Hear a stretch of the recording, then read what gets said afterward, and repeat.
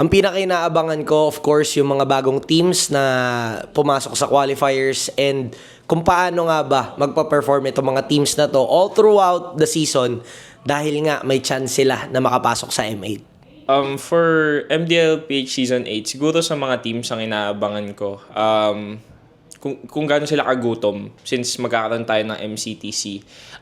Titingnan natin kung sino talaga yung pinaka-determined na makakuha ng slot na yun. And for talents naman, I think experience. Sobra kong inaabangan yung mga matututunan ko dito sa mga casters. Yan. Ang inaabangan ko sa MDL is kung sino yung gagamit ng Hellcourt! Hellcourt!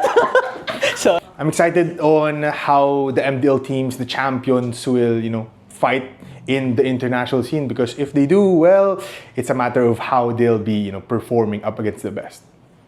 Ayan, siyempre, yung mga panibago mukha na naman and of course, the familiar faces, inaabangan ko rin kung paano mag-a-adjust at mag-a-adapt ngayon yung mga players natin para sa MDL Philippines Season 8 considering na yung previous mid-season cup hindi nagtagumpay yung Pilipinas, no? So this time around, mas gutom siguro ngayon yung mga players natin patunayan kung ano bang kakayahan nila and ano yung mga pagbabago para sa kanila.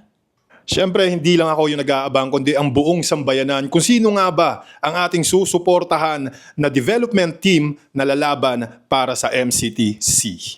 Isa sa inaabangan ko ngayong MDL ay yung mga teams na nakapasok sa MDL qualifiers na kung saan may chance silang makapasok sa M8 pero dadaan muna sila sa MCT. So sila yung mga teams na aabangan ko ngayong MDL.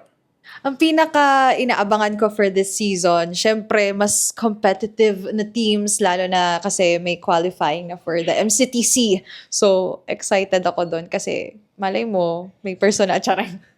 Joke, cut nyo yun. Malay mo, mas lang talaga, mas magiging heavy at saka mas mapapaisip ka talaga dun sa drafting lalo kasi naging crucial factor din siya during the last EWC. Ayan.